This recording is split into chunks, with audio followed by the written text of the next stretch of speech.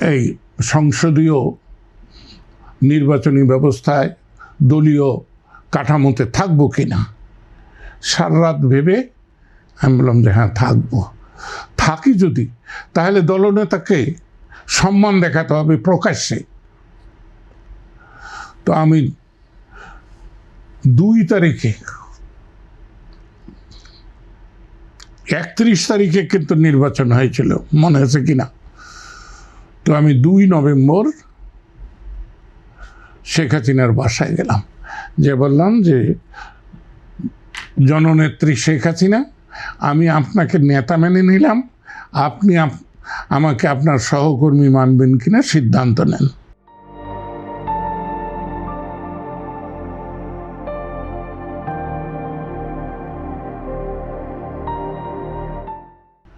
উনি 1 সেকেন্ডও দেরি না করে বললেন যে আপনি পুরানো পল্টনে আওয়ামী লীগ অফিসে যান। তখন আওয়ামী লীগ অফিসে হাজার হাজার কর্মী রক্তাক্ত,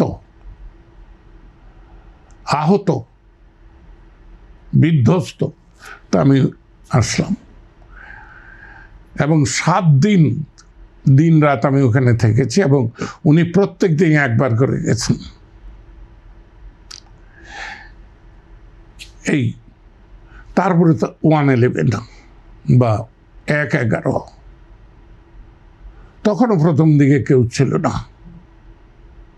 আমার স্পষ্ট মনে আছে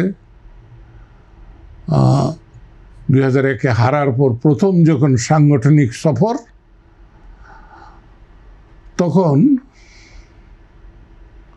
আব্দুল জলিলকে উত্তরবঙ্গ যাওয়ার জন্য বারবার বলা হচ্ছে, সে যাচ্ছে না। তারপরে একদিন আমরা বসে কথা বলতেছি, এই মুহূর্তে বললো, নেত্রী যদি লতিফ ভাই আমার সাথে যায় তাহলে আমি যাব। তো আমাকে শেখ হাসিনা থেকে আমি যাব, চলে। এবং আমরা 15 দিন একটানা উত্তরবঙ্গে কাজ করি। তাই আমাকে চাটুকারিতা করে ওখানে যেতে হয় না, স্তুতি করে না।